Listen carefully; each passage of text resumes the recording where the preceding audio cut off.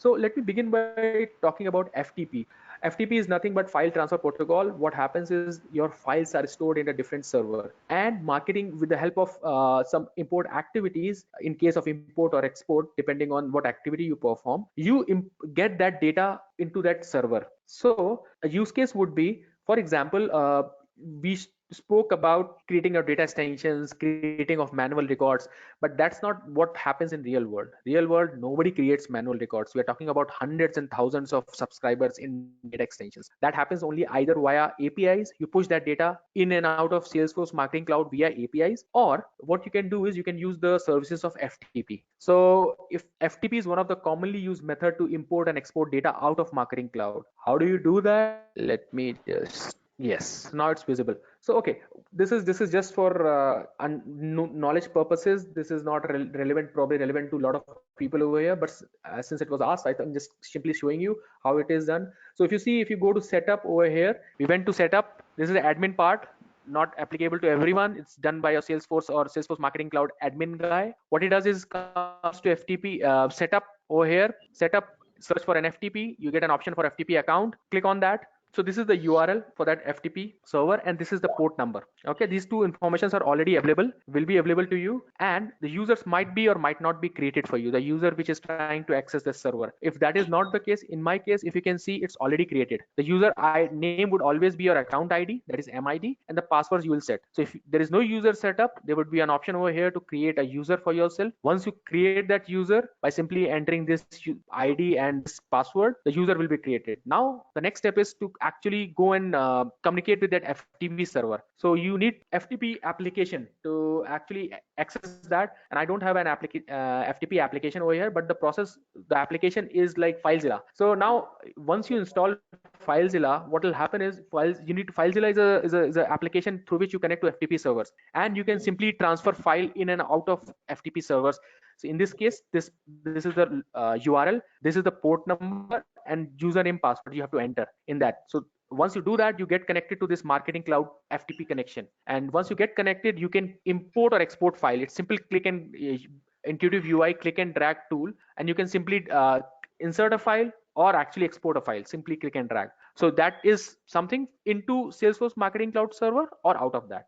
So once a file is kept over there, let's say you want to import a data extension, for example, for 100,000 records, and I think I mentioned it, we actually did it for let's say 10 lakh records, so 100,000, 1 million records, we did that. So once you go on to that, take that CSV file, put it in the file, Salesforce Marketing Cloud server over here. This is the URL. Once you do that, you come to Salesforce Marketing Cloud, and the place where it works is, right now it's not, I checked it, it's not enabled for me, or it's not viewed, but there's an import activity that you can create over here. So I'm talking about import only right now. So there's an option under over here which talks about import interaction. There is an option for import. Right now it's not reflecting, maybe it's not enabled for my user, this user which I'm using, but there is an import option, and what you do is simply go there and configure it for this import of this file of, let's say, 10 lakh records. And what are the important fields in while, so next step was, I was talking about an import activity that needs to be created over here. So there is an option for import over here in this org under Email Studio, which is not reflecting for me right now. So once you go over there, you simply create an import activity and you run that. What are the variables or factors that are required to actually run that, configure that activity? Name of that activity, of course, but apart from that, important things are file name. So now the file name could be absolute file name, or it could be relative. So for example, you can use some regex, wherein you can say, if the, see, on a enterprise level, it will be like every time the file is imported, you create an activity and schedule it. So the file nomenclature will change, but it will, the absolute name will change, but for example, version will change or date will change. So that will be helpful for regex. So you name that regex over here, and then simply save that activity and run that. The data will be imported in that, the data extension to which you point while creating that activity. So that's how you do it for import activity via FTP. Similarly, while exporting, technically the process remains the same. You export, what you do is basically, as soon as you go to a data extension, I'll just see data extension, that thing should be viewed. Subscriber, that option should, I think we should get it, so that I'll show you quickly over here. So let's say I'll select this data extension. How many records are there? Oh, this is all subscribers, sorry. Okay, this is the one for me. Export. And see, over here, you have two options to export, browser download or FTP. So you select this one and you create an activity similar to this, and this file will be dumped to the file server, the FTP. And from there on, with the help of FileZilla, you can actually send it to any directory in your local one or your external one. So that's the process in brief about using FTP to actually import and export files or any kind of files into Salesforce Marketing Cloud. Okay. Okay, so let's move on to the next one, which was about SAP. Okay, so has anybody heard about SAP over here? Sender Authentication Package. That's the full form, SAP.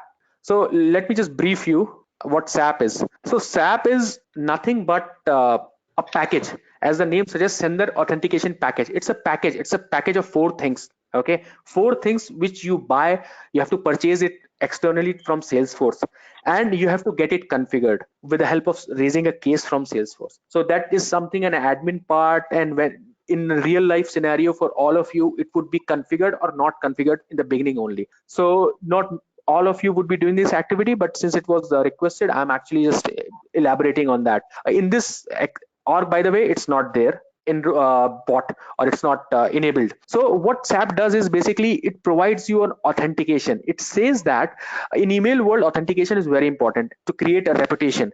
So the package, if you buy that package, with the help of that, you can actually enhance your reputation. How? There are namely four things in that. So let me go back to my PPT. Where is SAP? So is SAP and DKIM authentication similar? So DKIM is a part of one of the package of your SAP. Oops, Okay. that's the wrong one. So basically, there are four things in SAP. I'll just quickly show you here. One is your private domain, four parts of this package, standard authentication package, account branding, dedicated IP, and reply mail management. So what we are saying is, if you want to buy a private domain would be something like saying you get an email from, let's say, email do not reply at grammarly.com, for example. The email that you get, all the businesses have that. So if that kind of things you want to do, then you have to buy a private domain which is only belongs to you. That, and why it will be helpful. So what will, and all those sender profile authentication, sender ID, domain keys, DKIM, all these DMAC things will actually be a part of this package, and authentication will happen via that. So that is the private domain. So it gives you a good brand image. The email is coming from Grammarly rather than some gibberish name at the rate of salesforce.com. I'll show you that. Account branding is something same, authentication. There's authentication at the back of it. Dedicated IP. What is dedicated IP? Dedicated IP is, or the option is single IP. Single IP, oh sorry, shared IP. What is shared IP? A lot of people are using the same IP, shared IP, and dedicated IP is only one IP you have. So depending on the use case, some people buy it, some clients don't. In my previous experiences, generally clients buy it if they are big, because you have to pay an amount. And a very important thing, dedicated IP wise, if you have got a dedicated IP, that is you are the owner, you are supposed to actually make sure the reputation of that IP. When I say reputation, how the other ISPs see an email coming from that. Do they are they skeptical of it, or they believe it? That reputation, it's up to you to build. So that is called IP warming, IP reputation. You have to make sure that it's up and good, that you are aware, that you are take care of it.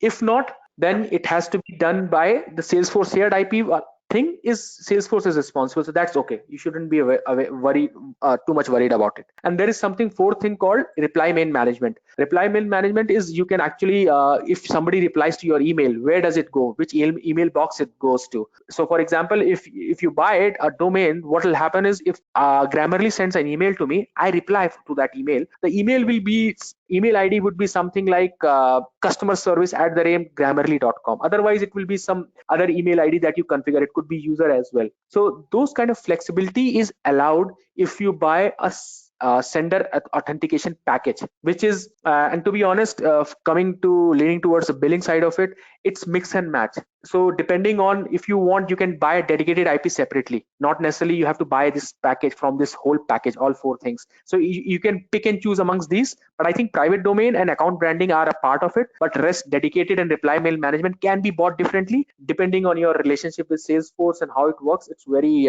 we don't have a preview to that, but that's what I've heard in the market. You can actually buy it separately if you want to buy a dedicated IP. I'll just give you a small example of what happens if you use this. I'll quickly come back to my Grammarly example and I'll show you what is the effect of it and how the awareness increases.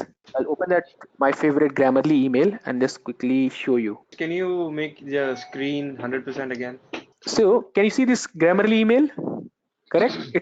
It's info at send.grammarly.com. So they have bought a domain which is like this, which says like that. What if I don't buy it? What will happen is I'll show you another example how it looks like. Then you can make mind yourself. So I mean, put yourself in the shoes of the subscriber. If you get emails from first one and the second example that I'm showing, whom would you trust? Think it from that perspective. So this is another email. Okay, I'll zoom in. Point noted. This is another email that I actually send it to myself from the org that I'm right now demonstrating from.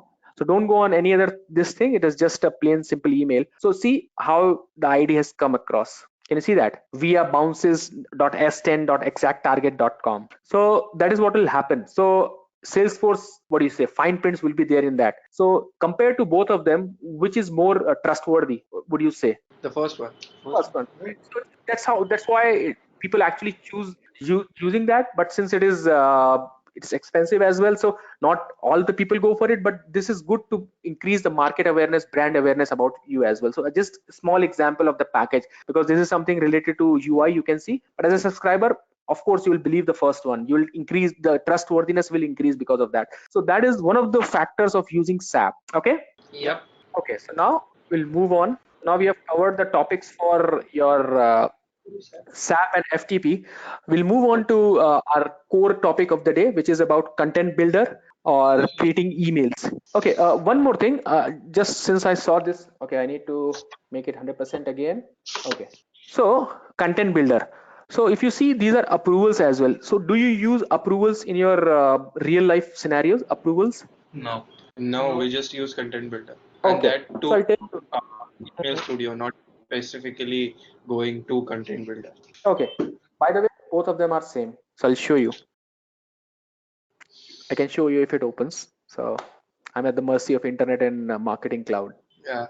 Great. Can you see that? Same thing. Yep.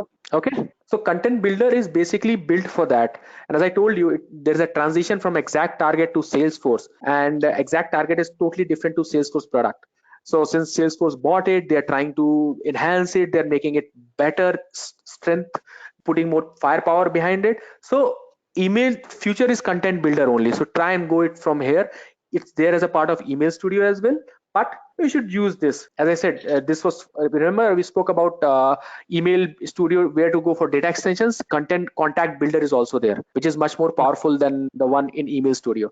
So these are the future of it. I mean, you should recommend clients using this rather than the old one, to be honest, because in the future all the new functionalities or the firepower behind this platform will be under these menus rather than the old ones. But so okay, so what the reason I wanted to talk about approvals was, in the real life scenario, okay, in enterprise case, you will use approvals. Okay, in enterprise scenario, I tell you why. If you remember the business units hierarchy that we spoke about, so what will happen is, in a real world example, there would be separate teams. And please let me know if you have seen the same thing, because that's how it should happen in the real world example with the clients.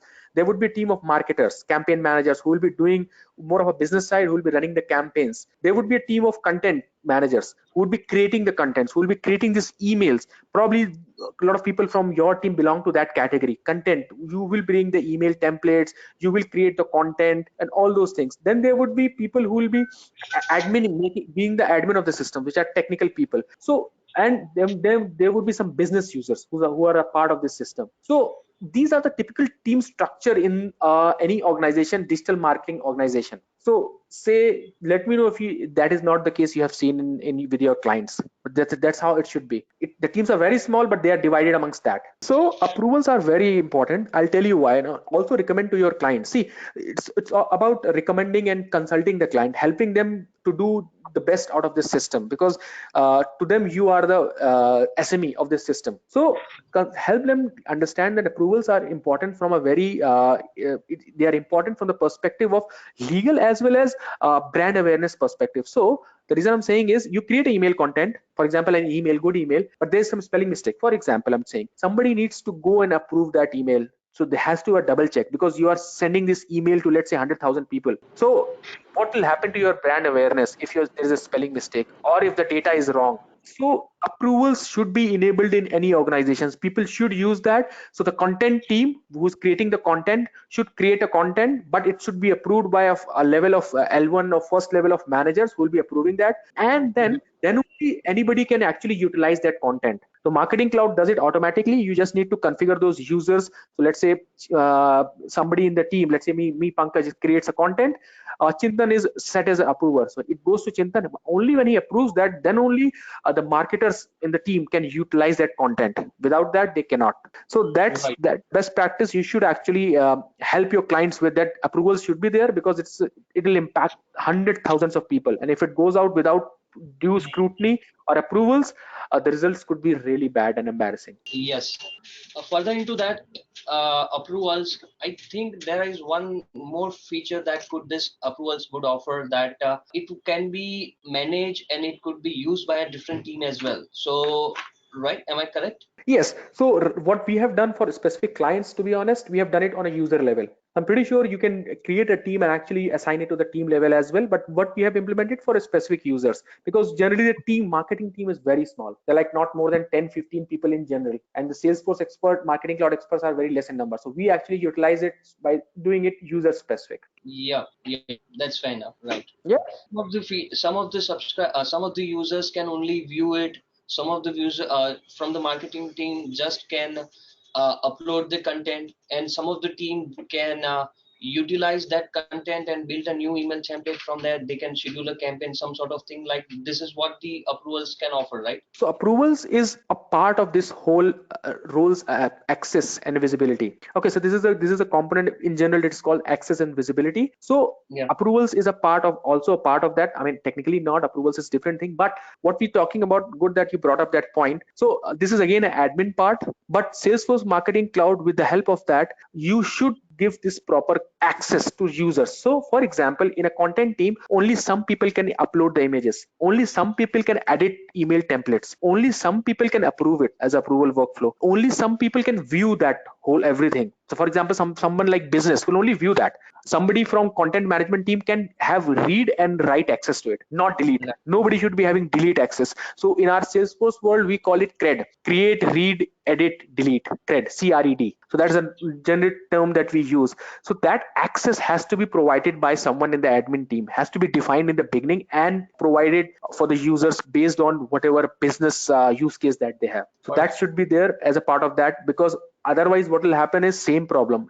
Just like approvals, this thing also won't work. I mean, if somebody is giving an option to delete, by mistake he has deleted it, your content, imagine your content gets deleted and you are about to go on a marketing campaign, email campaign, what will happen? So to avoid all those gaps and issues, you should actually initially, before implementing, as a best practice, again recommend to the client, we should be very clear with who will play what role and what kind of access he should have. So that metric should be prepared and circulated to the client and get a buy-in. And as a consultant, you should do that yourself. You should recommend Yeah. client that these users should be having this user should be having, based on our industry experience and best practices, this is how it should be done. And then based on their specific use case, they can make a change. But you should do that in the beginning of the project, beginning of implementation. I'm not sure how much of it is applicable to a lot of you, but yeah, this is how you should actually think from a perspective of what you can do a value add apart from the technical things that in the system that is there. Okay. Yes, perfect. A quick question. Looking at the Mm-hmm. magnitude of Salesforce, Mm-hmm. does it offer any sort of data recovery options? Once, I mean, if something is deleted, it is deleted forever.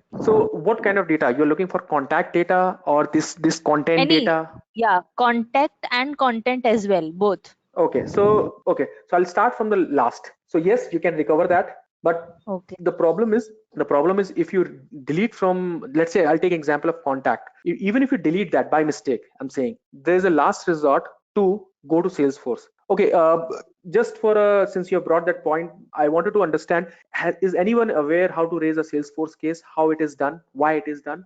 Briefly touched upon that, but in the system, is everybody aware how to do that, raise a case against Salesforce? Okay, so I'll just quickly give you a glimpse. It's very important because if you want to get a feature enabled, if you want to do something and this is not enabled. So for example, if you see an email, there is not approval is not enabled for me. So that needs to be enabled. If it is an access issue, that's a different thing. But if it is something that is not been enabled from Salesforce side, you need to actually, the way it's done is raise a case against Salesforce, a ticket against Salesforce, and Salesforce team will actually, the ticket will be assigned in a day or two. You should be able to get that access if you have paid for it, or if that is the case. I mean, I'm assuming you have bought it, so Salesforce will enable it for you. So the way it is done is, again, go here, Salesforce help and training, click over here.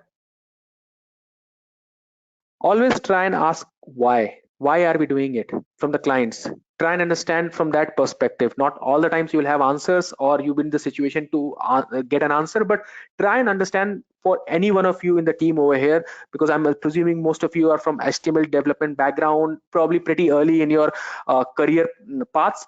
Always, from anyone, if you're implementing a service or implementing a functionality, why are we doing it this way? Because there could be 10 different ways of doing it. So always try and understand from that perspective and try and recommend a better solution. There could be a better solution because there are 10 different ways of doing a particular thing. So try and do it. Try and think over, is it the best way? What will happen if tomorrow something scales to a level of, right now you're only sending emails, for example, to, let's say, 5,000 people. Tomorrow it could scale to 500,000 people. Is your solution that you're implementing would be scalable, would be good enough, would be manageable by the client? So always think from that perspective and then actually work on the solution that you're working on. Think from that perspective, because at the end of the day, this solution, whatever solution, has to be robust, scalable. When I say scalable, it has to go from, if you want to increase the bandwidth, let's say 5,000 to 500,000 emails per day, is the system or the configurations that you have done are scalable, will support that. And on top of it, try and come up with solutions which are out of the box. Don't use custom solutions. First thing that you should recommend or think of is out of the box solutions. Don't get into coding every time. Or let's say, for example, here I'm just taking a blank example. If you're creating an email template, don't just think that I'll create it with the help of email, because if you are more better at HTML, it will be easier for you to do that. But always think from a perspective of the customer. Now today you have created it and given it to him. Something happens tomorrow and he wants to replicate it. He wants to make some change into it. That means he has to have a capability of HTML coder with them, which means cost to them. That's not a good approach. Try and come up with out of the box solution. Use the standard out of the box features given by Salesforce, let's say in content editor, and try and do that. If it is not feasible, then only jump on to custom solutions. In this case, HTML coding, for example, JavaScript, whatever the case may be. So try and get to a place where there are no options out of the box, then only recommend any custom solutions. Don't go for custom solutions since you are good at that, or this is the first thing that comes to your mind. Think from a customer perspective. Everything is money to them. So if they do HTML right now, it's not scalable. They need some expertise after some time as well, which is money, and they won't like it. So think from that perspective. So okay, coming on over here, help. So we were clicked help and training. So my page is loaded. If you come down, see all the documentation and getting started best practices is there for you. Everything is there. Trailhead link is there. So if you want to raise a case, so this is the member ID, company passcode and everything. Support and services. Click over here, and then obviously it will tell you that you have a lot of documentation or some workshops as well. But if you want to, so right now it tells you MC Premier Success Plan. So this is success plan in which there are tiers of success plan, or L1, L2 if you want to call it, wherein it depends on which plan you are, the time it will take for Salesforce to revert. So click on create a case. So first of all, it needs to drill down what all it is required. So let me say send email. No, I want to talk about content management. So see, it gives you cloud pages, content canvas, landing pages, Microsoft Smart Capture. I was looking for an option, or example, if there is something to do with admin, you need to select this. Okay, let me select, for example, for the sake of simplicity, click on next. It'll give you a lot of options. Keep on selecting and drilling down on your problems, and then finally it will it'll create a case to you. And once it is creates a case, you will be getting regular emails. So you can chat with them on emails, or if you want to get inside this place and then revert to them, you can add different people as to that email chain. So you can converse with them on emails only, not required to every time you come inside this interface and talk to them, or rather in response to their email. So that's the way to create a case in Salesforce. Okay, understood? If you want to get a feature enabled or something of that sort, a support from Salesforce, use this and they will revert in, let's say, according to your plan, it should be 2 days, 2 business days they'll take to revert. Sometimes depending on the queue, sometimes they revert early, sometimes it takes time. But yeah, that's the way to go, and you can raise a case. Okay. Okay, so let's come back to our content builder. So this is a typical screen for content builder. Everybody is aware of this screen, correct? The folder structure, correct? So what I was saying was this screen is pretty standard to you. Everybody is aware how people are using content. These are the folder structure. Again, a best practice, please create folder structure which are relevant to you, okay, to your use case, to your business enterprise. So a typical case would be, for example, a marketer's team would be creating content. They will be having their own folder. So for example, I am a marketer team, I create content, so it will be Pankaj's content, for example, which is identified and viewed. It could be, or or some other team is creating a content. So one of the team members is uploading images, only uploading content, images and all those things. So he can create a folder structure for himself, a folder, and start inserting images in that. There's one more thing which is not viewed over here, which is called shared. Okay, if you go through a business unit structure that we spoke about, you can share the data amongst your business units. Okay, because that's the whole usage of business units. You want to keep the data separate, but also you want to share it as well, some data. So if you, I'm not sure, is it the access thing or is it something to do with the not a business unit created, since we are only have one business units, a single one.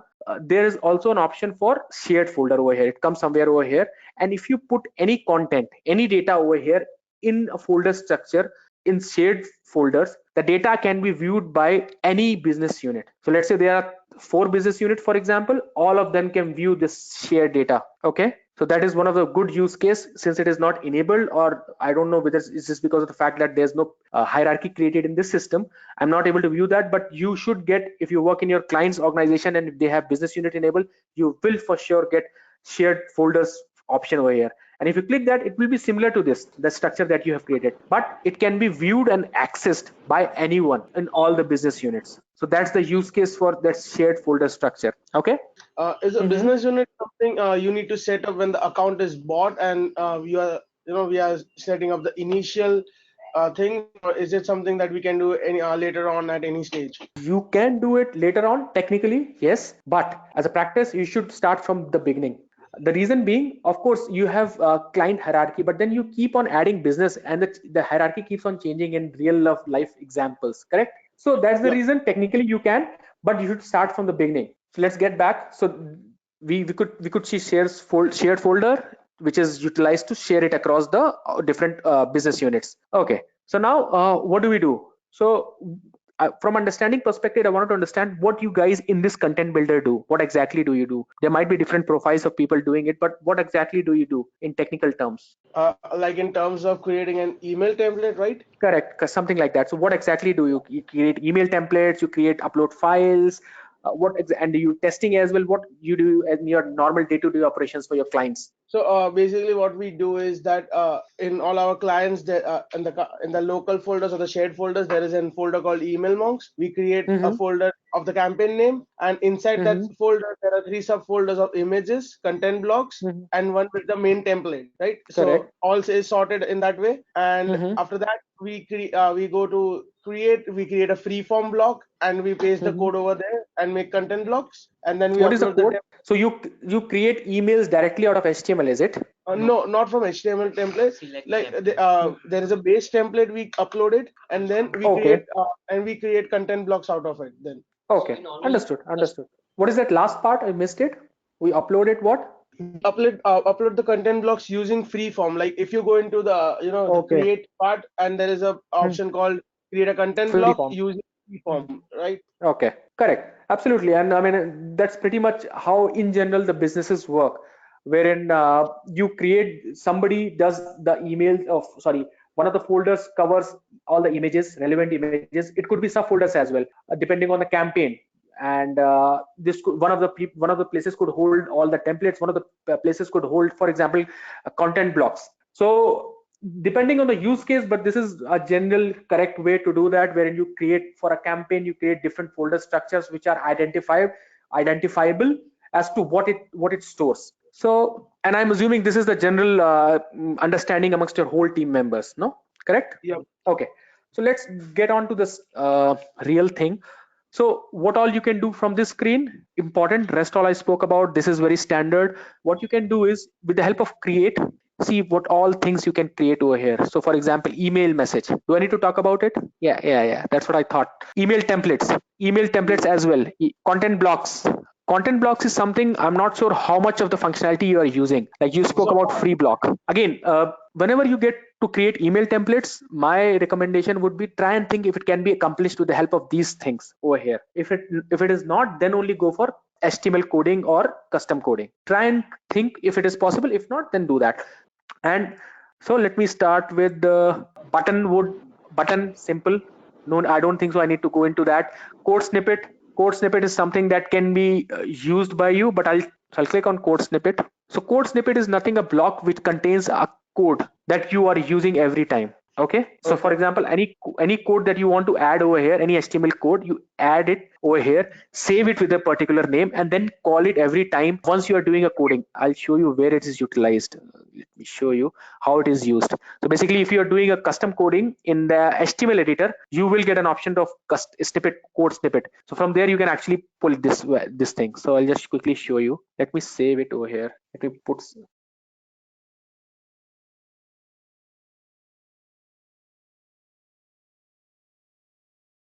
Okay, I'll save it and exit. I'll go to, let's say, create a new email message. Let me select one of the blank ones.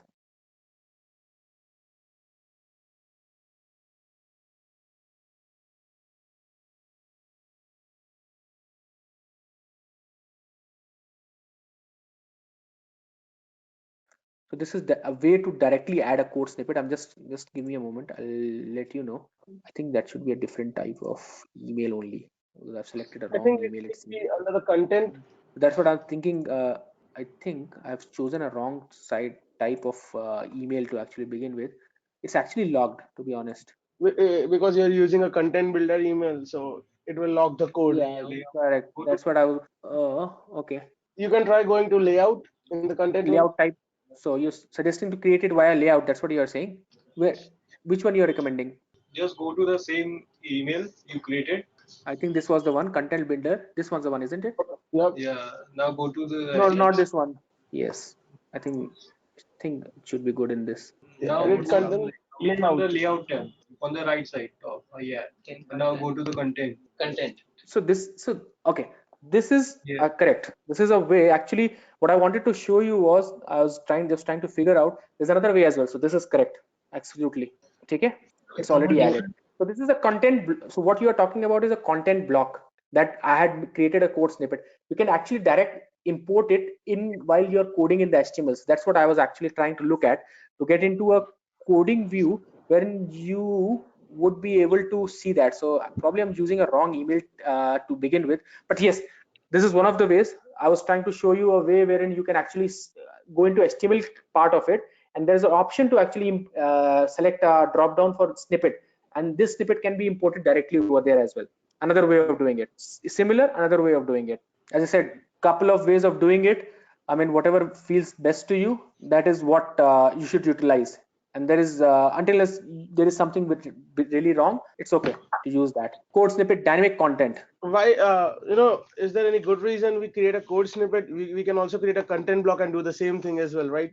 We can also create an HTML block alternatively. Correct. So see, these are content blocks are, so first, to answer your first part of the question, you are actually creating a content block which is of type code snippet, basically HTML code, correct? Okay. So these are reusable components. You can call it whenever you want, wherever you want. So these are reusable component, and same goes with the HTML type as well. So code snippet, the core difference is basically a single functionality that you want to talk about, HTML could be something like a full functional page, for example, a full functional page. That could be a technical difference, but nobody's stopping you to technically interchange and use that. But HTML would be something like a full page, and core snippet is one particular functionality that you are trying to recreate everywhere. Sorry. So that is the typical difference with that. Okay. Yeah. Yeah. So we came to dynamic content. What is the dynamic content? Has anybody spoken about cases? Cases, you know what happens? Cases, anybody is aware? How case works in No. coding language? I'm talking about. Okay. So what is in general for a case in any coding language? Cases is like if it meets a condition, it goes to first block. If it meets a certain condition, it goes to the second block. If it meets another condition, it goes to third block. So based on that, dynamic content is saying that in a use case would be, if I am of a male type, my profile attribute is of male type. In that case, show me a image which is about bikes. If my data extension subscriber record is of female type, show me an image which has got, let's say, I'm sorry, I'm stereotyping, but things related to cookery, for example. Stereotyping, but I'm sorry. So this is a use case wherein you will be using and it can be more than one. So based on the attribute types, you can choose different content or images to bifurcate. So as I said, if so in a real world scenario, if the email goes out to a subscriber who is a male, his email will show the image of let's say bikes. But if it goes out to a female, she will get to see the image of let's say a cookery program or something of that sort. So that's the difference, and it can be more than one. So dynamic, based on the variables, the content will change, hence the name dynamic content. But this is a component that we are creating, kind of component, reusable component we are creating. Have you used this functionality anywhere till now? Not yet. Okay, so I'll quickly just add one image to that so that you are aware. Which folder over here will give me images? EM test2. You can use any of the images. No, so I mean newsletter one. I don't want to use people's image. Which was You can go in internal practice. Okay, internal practice. The drop down, the subfolders. Yes. And then go into Hirsch test. Hirsch test. The subfolders, yes. Email monks assets, and you can use any one of them. Right. That makes sense. So let's say I use this one first. Okay. So this is a default one. Default one means if you don't have a data for a male or a female, for example, then what you do, you show this image. That is a kind of default action. Yeah, this male and female is always will have a value, but in case it could be a use case, date of birth is greater than 18. Let's say you are more than 18 years of age, certain image will show. If you're less than 18 years of age, certain image will show. But then what if you are exactly of 18 years of age on that day? A border case I'm just talking about. So that default content will pop up. Nothing too special about it, but I'm just adding. So rule one. So these are the based on profile attributes. What we'll take is data extension or audience. Based on the audience, this will change. So right now, let's say, for example, I'll choose, come on, my data extension. Where is that? Okay, this was the one that we created yesterday. I made a small change in this. So let's say my gender. It's a simple one, but you can play around. Genders equals male. Come on. Okay. Ending and ORing facility is there that we spoke about. So you can do that kind of mix and match as well. But in the interest of time, I'm just going through saving. You must select content. Okay. Rule one, which content you want to show. So we were over here, and let's say we want to show this one, and then save it. So this is for rule one. Like this, you can create rule 2, rule 3, depending on your use case. You can keep on creating and adding images to that. So you got the gist of it, and save it, of course, and then you reuse it while creating an email template that I need not to show, correct? Yep. Yeah. So that is the use of dynamic content. Okay, so whenever there is a use case in which there are multiple images based on the profile, the attributes of that particular person, subscriber, try and use this block, create once and use it, try and use it. So that would be easily configurable.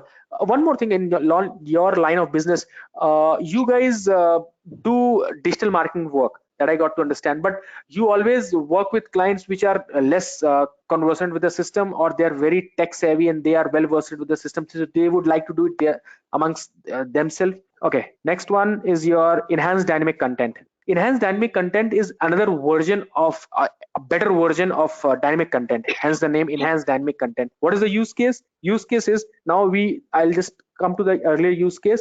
If the date of birth is between this and this, show this image. If the date of birth is between, so there can be many instances, many scenarios. Now You don't want to configure dynamic content manually for each case, correct? So if that is the case, the system allows you to actually upload a CSV file, okay, with those conditions. And guess what, you can do the same functionalities but with the help of CSV, so you can actually enter much more data. So I'll just show you one example of it, and then we can go and upload that.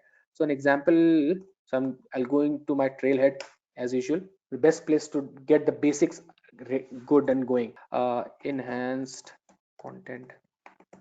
I'm just trying to show you a use case because you haven't used it. Content builder features. See, this is all the information that is available over here. So we can read and get well versed. In case you are going into a conversation, you should be aware what all can be done. Create dynamic content. I think this should be a part of that. Basically, I'm trying to show you what the Excel will look like, and so that you can utilize it. Okay, yeah, this is the one. So enhance dynamic content. So it could be like the use case could be the loyalty levels. So if gold, silver, bronze, and based on that, you want to tell in the email to the customers, if you are of gold type, you will get 25% discount on this product. Like that. There could be many scenarios. Okay. So this kind of functionalities can be achieved with the help of enhanced dynamic content. How do you do that? You create a CSV file with this particular data and import it inside. And then since it has a usable content, you can use it while creating an email. Similarly, technically it remains the same, but it's an enhanced version. You can have many more scenarios covered. So simple, and show you what is file that is created. Okay, so I've just created a CSV file. If everybody should be aware, I'm just added values to that, and like this you can actually import it inside the enhanced dynamic content. So let me just come back to my example, and that's the use for it. Enhanced dynamic content map. So this is what I've already created and stored it. So is there not now? So see, it is already uploaded. See the same Excel file that I had done, gold, silver, 10% discount, gold 25% discount. See, same thing has happened automatically in this. Got it? So that's the use of it. Enhanced dynamic content. Got it? Yep. Okay. Without wasting a further moment, let's move on. What else is there? External content, links. External content is okay. So this is the just the URL. That's it. So external content, external link. Obviously you can beautify it, you can do the setting, but this is basically, this is the URL. Okay, so you want to send a link, show a link every time. So for example, for more information visit our company website, like that kind of reusable component which is external to that email, you can create it over here. That's it. That's the use of it. Pretty straightforward. That's it. So what happens is, if you want to point in your email to an external content, external website, in our case let's say google.com, Okay. you just create and save it over here. Okay, valid URL, it's validated, it's a valid URL. So basically it's external content, external website. You want to point it from your email, so that you want customer to go over there, and this you are trying to create it as a reusable component, of course by beautifying it aesthetically, making some changes if you want, but that's the pretty much use of it. And there is two options, retrieval and retrieval method. You want to do it immediately or send time. So basically if you want to show this is a simple definition of that. So there's nothing much important about it. It's very simple, to be honest. So Okay, so it's a link, the it's a link, application, that's it, nothing much. right. So the application for external content block is, what should be the right answer from your side? Application, okay, application. Okay, the use case or application would be something like, for example, in each of your email templates, if you get to say, for example, for more details visit our blog, for example, or you want to point to another third party. Let's say I'm not sure, Facebook, you want to I'm not Facebook won't be the right example, but yeah, a third party which you want them to visit and which you are reusing every time. So every email, for example, you're creating a campaign in which you want them to visit your blog. So instead of pasting your link to your blog, you can create this content and calling it click and drag after that. So this could be one of the use case or application for this external content block. That's it, nothing. It's a URL at the end of the day. Basically, this content block will only work like a normal CTA, right? We click on it and it will just go Yes, on to that web page, right? correct. So just another form of clean form of creating a link on your web page. Okay, yeah. Yeah. What else is there after this? Image blocks. Let me go to that. Image blocks. So basically blocks of image, nothing else, and which are reusable in nature, and you keep on calling them. That's it. Okay, so which are these images? Let's say I choose this one for example. Yeah, you can actually beautify it. You can do the settings if you. So these are all. I'm actually going with the assumptions you are aware of block setting as HTML editor. That because this is your job, you will be doing it in and out every day. Okay. By the way, one remember, I quick point I remember there is. I'm not sure why it's not is not enabled or whatever. Whenever you create an email template or sorry email, there are two views to that, mobile as well as desktop. This is the Right. anyways component. I just thought I couldn't see it when I was creating an email. So I mean the use is basically you can see right away how it looks like on mobile device as well. Yep. So it was not enabled. So I presume it's very important for you to have a look at the same time you're creating an email template. So email, sorry. So I'm not sure was it not enabled or what was the reason, but just wanted to let you know this is also a feature wherein you should see at the same time. So this image is there. It will be either you can see it in desktop form or a mobile form. So it will show how it looks like, how the links have are the links broken of any sort. Okay, so this was HTML editor email. So okay, so use case again, image block you have created. What is the use case? Okay, use case could be, for example, you are running a campaign in which you are using a common image. So for example, one of the things that comes to my mind is bikes. When I say bikes, I got to learn very late in life. In Western countries, bike means bicycle. So when I say bike, it means the bicycle gears, bicycles. So that image, if it is utilized across different campaigns, or it could be some kind of a banner or a logo, that image is utilized across all of your email communication to your client, then it makes sense for you to create it and reuse it every time instead of actually using it from the uploaded folder. So that could be one of the use cases to use this image block. Okay. Okay. Yep. Yes. Okay. And what is next? Then okay, image block, image carousel. Okay. Anyone, any idea what it is? I think it's a slider. Yes. So these days on your website, do you have any example right now? I cannot think of anything, but in the websites, it gives you a good look and feel if images keeps on changing every couple of seconds. You might have seen that website somewhere. I cannot Yeah, think yeah. of it right now to show you. So that is Click what on, this image carousel is there. yeah, we just click on the arrows and the image changes, right? Or it does automatically as well without manually somebody clicking on it. There's certain timer you can configure it. I think it's 5 seconds in general. You can actually configure it and it keeps on revolving it. Five, let's say you have chosen 5 image, it keeps on revolving automatically. You need not even click it. Carousel, social follow, sorry, layout. Okay, layout styles. Again, these are basic styles that you want to use in order to create and utilize it every time. So the idea is basically you create a layout which is specific to you, your use case, and you store it so every time you can use it while creating an email. So let's say we'll take simple an example over here, and you create this was a two block layout. You add let's say code snippet over here. I'm just randomly selecting things over here. Assuming is that you are aware of the concept. I'm just showing it how it's done. An image block over here. Image block was the one, remember, we just created that image block, or all those things. Einstein thing is not enabled for you, but yeah, that can also be enhanced dynamic content. If you remember, we had created, so it's not, there's no option. So this is enhanced dynamic content. So this is basically another way of saying a good template is created, and you can utilize it every time. For example, you are using a campaign. So campaign is outbound campaign. For example, it's about selling a product. Again, same thing comes to my mind, bike. That, so a basic template would be there and you would be changing certain things on that. You can create it over here and reutilize it every time you're using it. Make sense? Yep. Okay, then what is the next one? Yeah, social follow. Social follow is nothing. Facebook, Twitter, all those common links are there. So these days it's a common factor to actually to make it as a part of footer for all the emails. So like it will be Facebook, Twitter, LinkedIn, whatever you want it to be. So that's about it. Agreed? Move on. If in case we want to change the icon design or some sort of design change in this particular blogs that do offer, can we do that? Oh, for this social follow. Yes, social follows.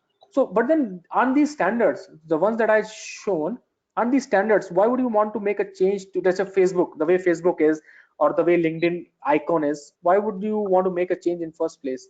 Because in certain designs that we get it from the customers, they have a different type of for the particular email template. So at that stage, they might expect us to have only black and white icons, or might they have only borders, square ones, or some of sort of only. Okay, like that. Yes. So this sort of expectations that they have, but in Hmm. certain, if in case we want Hmm. to use some other style that apart from this styles, so can we do that? Hmm. Like a custom logo. So custom. So if it is a custom logo, I mean, it is custom. I mean, as the word says, it's a custom. It will be a custom thing that you need to do with the help of HTML and other code. So this is pretty much what it says over here right now, in terms of out of the box features. And whenever, okay, there's one more thing. I mean, I'm not saying say no to the client. Whenever there is a conversation around client forcing you to go a custom way, I want it this way only. Okay, your first your first instinct should be to what is harm in using the standard one. So in They a lot of normally consulting experience. they normally came with the Mhm. answer that is the theme that we want to follow. This looks really good with and going with the design that we have created for the template. So this is Mostly it best has one. to do with how their website is, how their website looks, Agreed. So this might and not be a I. good use case. No, agreed. I mean, this not might be a good use case to demonstrate what I'm trying to say. But what I'm trying to come at a level is whenever you speak to clients, okay, don't simply take anything on face value. I understand in this case, okay, brand awareness, if their brand looks a certain way, it has to look a certain way. You cannot help it, correct? But in certain cases, I'll give you a small example that happened with me. So the client was actually adamant that they wanted to use custom fonts. This might be a requirement for you as well. There are certain out of the box fonts available in a drop down if you're using out of the box features to create an email.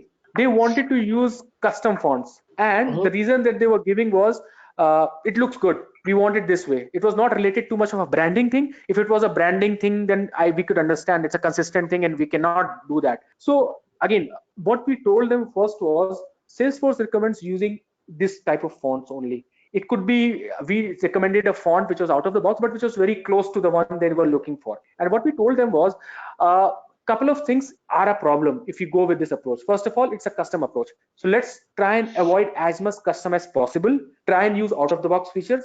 Reasons being it's scalable. Second reason, for example, with the help of HTML you set some properties and you do those custom fonts. For example, even if you do that, what will happen tomorrow is somebody wants to make a change, it will become for them difficult. And how shaky this HTML is, you make change one tag and whole things goes down in terms of UI. So there would be a cost and time and effort involved in if you want to make a change later on. So that is the way I actually tried, and in some cases it works, convincing the clients no, we should try and use out of the box features, because you have to pay for it later on, or it will take time, or you have to come back to us actually in order to actually get it changed. And we don't want you to come back to us, we want you to be the owner of the system, use the system. I mean, we should come only in places where you need help. If you are not able to do that, shouldn't come to a consulting company or a digital marketing company if you want to do all these things. You should be able to do that. That should be our agenda, to become a real honest what do you say, consultant to them, to because it's not about doing business. I mean, sometimes it comes that fine line, you're taking the business away from you. But it's actually, if a company, if a client trusts you, believe me, I've seen that business will come back to you in bulk. So try and recommend whatever is the honest advice, instead of doing it that let's do it this way because there would be business. Try and do that. It helps to build the Yes, credibility in the market as well. yes, we do it on a daily basis. We do a consultation approach. We use certain best practices that comes across the email template production, and finding the any of the QA process and any rendering process, rendering issues that could find along with. We use Google Safe fonts. We always suggest them. If in case a brand would expect the different type of fonts, then we always have a fallback fonts as well. But my Mhm. question was specific for the style that comes across on a social icons, and for that, where apart from this out of box features, clients certainly Mhm. expect from us to have a custom styled social Correct. icons. Mhm. So at that case, if in case we don't cater, if in case we have to use the custom coded block for that, then this is the only case that we have, or Salesforce can offer apart from this out of box features, there is some workaround on it.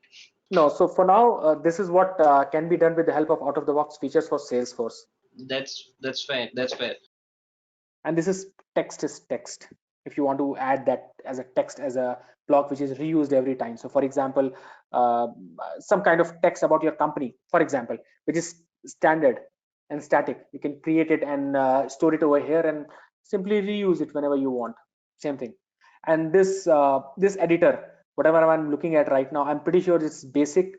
Everybody is aware of how to use that, indentations and everything, bold, underline. So I Yep. haven't covered it at all. Yeah. Okay. So now that was one of the things. Again, creating an email with the help of all these basic things. Okay. So what I wanted to talk about was, okay, has I'm not sure how it happens with your particular client. The point I wanted to raise in the email template was about testing. Testing with softwares called Litmus. There are some external apps that get installed in Salesforce Marketing Cloud, like Litmus. It gives you views in like 100 different devices and modules and blah blah blah. So it gives you a good enough testing experience. So have you, in your experience, used any tools like this, Litmus, for example? Yes, we are aware of Litmus, very much aware of Litmus, and we also use email on acid as well. If you have ever heard of it, it's Email just on a Acid, you said? yeah, email on acid. Yes, Yes. correct. And I mean, this is something that uh, also comes as a part of recommendations, best practices. So, for example, I'm just telling you over here, if you're speaking to a client, you should recommend what are the over the top apps. So, I'm saying you should also recommend the apps. Apps are nothing but you are you aware of apps and app exchange scenario in Salesforce ecosystem? Is anyone aware apps and all? No, I don't Okay, think. okay. The concept is just like App Store.